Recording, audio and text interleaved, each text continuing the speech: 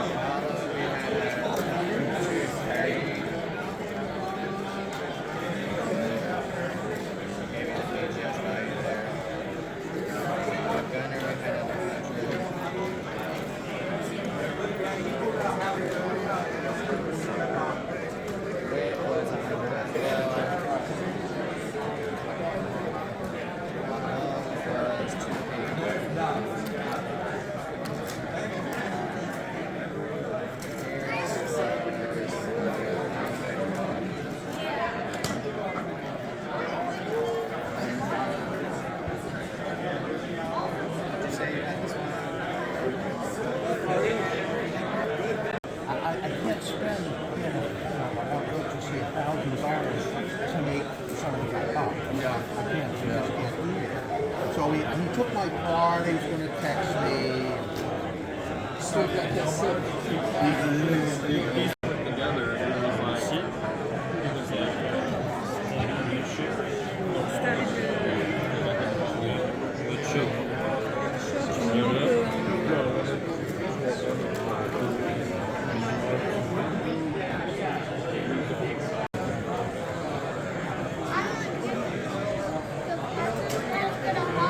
How much are they? 2,300, 1,500, 800. I think that's 70. Well, we were just looking at that.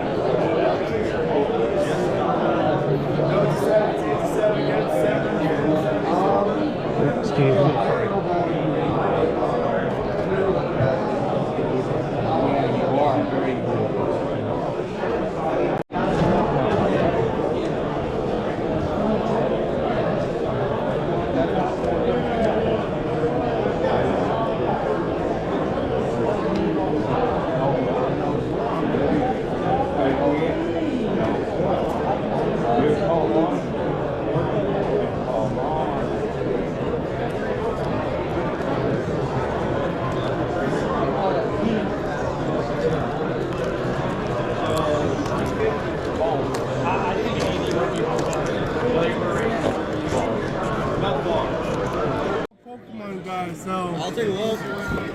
Check it out, bro. Sell it as a lot, though. That's it. What do you want for everything? It's a cool card. I mean, give me a. Just for you, Chris.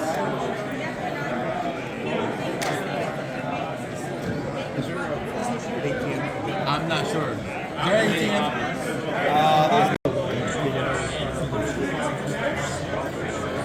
It's great.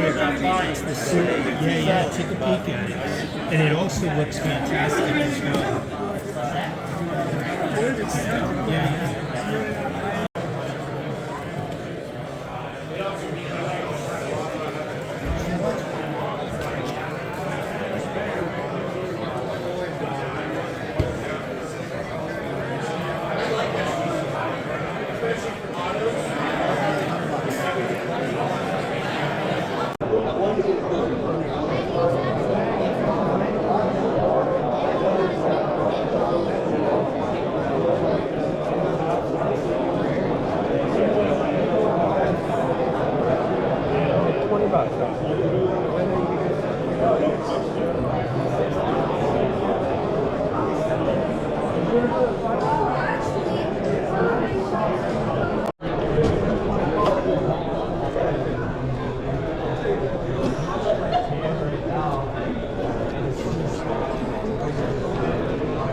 Oh, you don't care.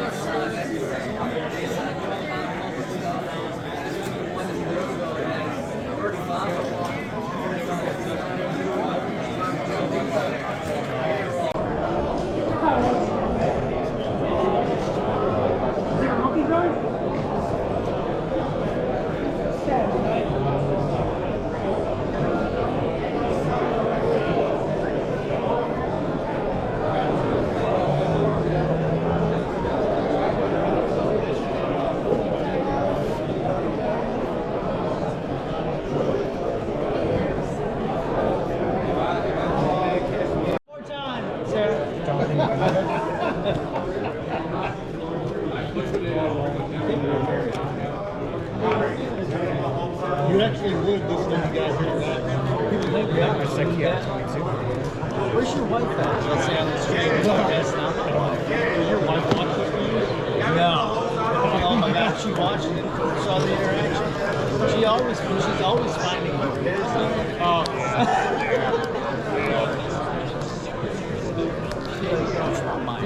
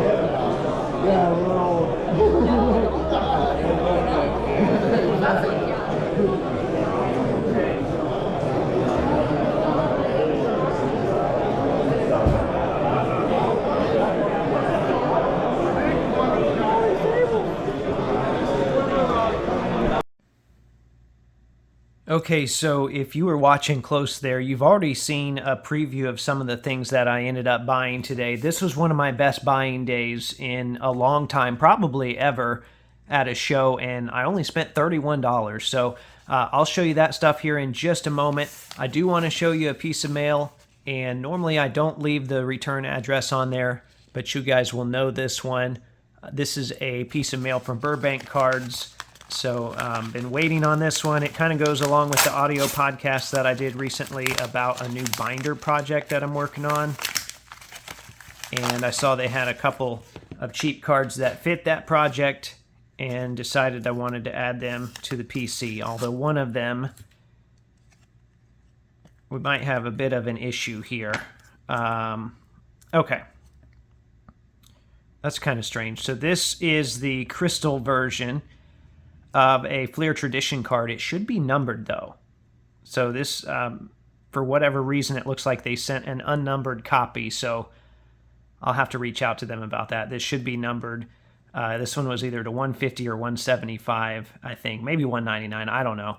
But definitely should be numbered version. So this should be a crystal as well. This one is. This one's numbered to 199. So anyway, those will go in the numbered Artest binder, unless I'm just missing it here. I remember these being numbered right here when I've seen these in past years. So anyway, I'll reach out to them about that, and we'll get that resolved. Okay, on to the good stuff here. This is the stuff you've been waiting to see. So these are the cards that I picked up at today's show. Like I said earlier, I spent $31. That's it. I'm not going to force spending. I'm not a guy that buys a lot out of showcases. I'm more of value boxes, and that's where all this stuff came from today. So this first card here, this is a Mitch Richmond Finest Refractor, but it is the Super Team version, as you can see down here, which is actually less valuable. So this one I got for $1. That's about what it's worth. I figured it was one I could flip for a few bucks, add it to my show inventory. I don't know if that's going to happen, but either way, for $1, I'm not too upset about that. Another table I went to, and I showed these on camera. I've never seen these before, and it might just be because I don't do a lot of football, but they had these jumbo finest Super Bowl refractors, and I'm assuming it was a local promotion that they gave out of some sort because it was one of the Tampa Super Bowls. And anyway, they had a lot of them there, and not many of them were refractors. So I asked him what his prices were, and he said, well, if you pick 3, I'll do it for $5. So I just picked the 3 refractors that I saw. And one of them happens to be a Colt Marvin Harrison. So that one will probably stay in the PC.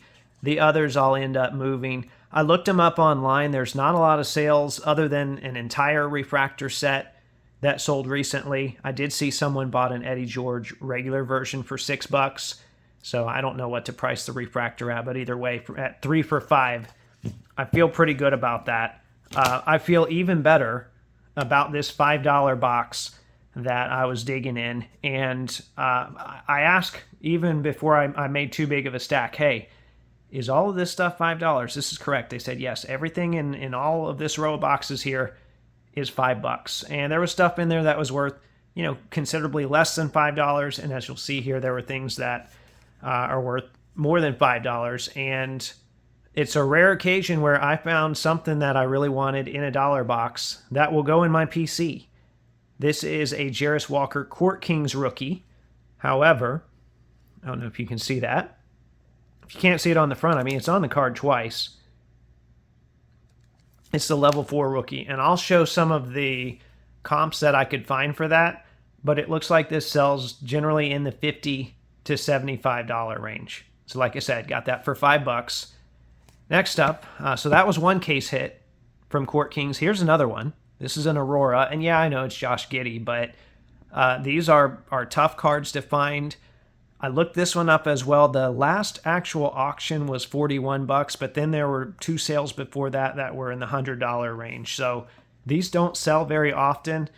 I think the appeal to these obviously is it's a case hit and there are set collectors more so than it's Josh Giddey. It's great for me. I have no desire to keep a Josh Giddey card. No matter what all's gone on with him, I'm not a Thunder fan. So to find that in there, that was an exciting find, but it continues on. I saw this next day auto in there. This is a next day auto of Chris Murray. And if I look these up, and this also sells in the $50 range. It's kind of surprised me that somebody had this stuff in their boxes. It was a big breaker. I don't know if they just break so much stuff. I don't know if they don't sort through it all. I don't know if maybe they don't care. Maybe their business model is that's not my business to decide why this stuff was in there, but hey, I'm happy it was. It was a fun time of digging. There is more though. This card, I actually put back the first time around, and the more I thought about it, I said, well, why am I putting this card back? I need to go back and grab it. It was probably 20 minutes later, and nobody else had taken it. So a lot of this stuff was just there for the taking, and a lot of people just don't want to dig. So this is a Miles McBride autograph, numbered to 31. So it was hard to find the comps for this one. I think the last one, numbered to 25, did $45. Of course, he had a great playoff run. There was a sale of the numbered to 31 copy in April that did $20. I would guess it's worth more than that now, probably in that 40 range at least. Either way, for $5, why would I put that back? And then the last card here. This is one I almost went by. In fact, I think I did go buy it, but then I said, well, let me see if it's jersey numbered, right? That was my first thing. Let me see if it's jersey numbered, because there's a lot of silver and a lot of numbered stuff in here. I flip it over, and lo and behold, see that 101 stamp there. So this is a 1 of 1 from 2020 Obsidian. And it's funny, it's probably worth less than some of this other stuff that's not a 1 of 1, but I was pretty floored when I found that. I don't know, if you look at the GoPro footage, there was probably some trembling of the hands. I know people always say, oh, I'm literally shaking, but it is pretty exciting to find a 101 in a value box. And of course, you got to play it cool. You don't want to just say, hey, how much on this 101? Everything in there was $5, so they held to that. And a black disco of Christian Wood did $45 at one point. It's hard to price something like this, obviously, because it is the only copy. I looked at a Ricky Rubio from the same year, sold for $76. I don't know if Rubio's market is as strong as it used to be, but yeah, I mean, can't go wrong with that. So even if you say, hey, it's $50, $50, $50, $50, right, $40, that's a and those are all low conservative values. That's a pretty good day with this stuff added in as well. So very happy. I got to do some digging, which I like doing, and it's fun. I got a card for the PC, which is not always something that happens when I go to a show. So all in all, it was a great day. There was a lot of traffic at this show, and I had a great time. So hopefully you enjoyed watching that as well. Remember, there are new episodes of the audio podcast that come out every Thursday. And as always, thanks for watching.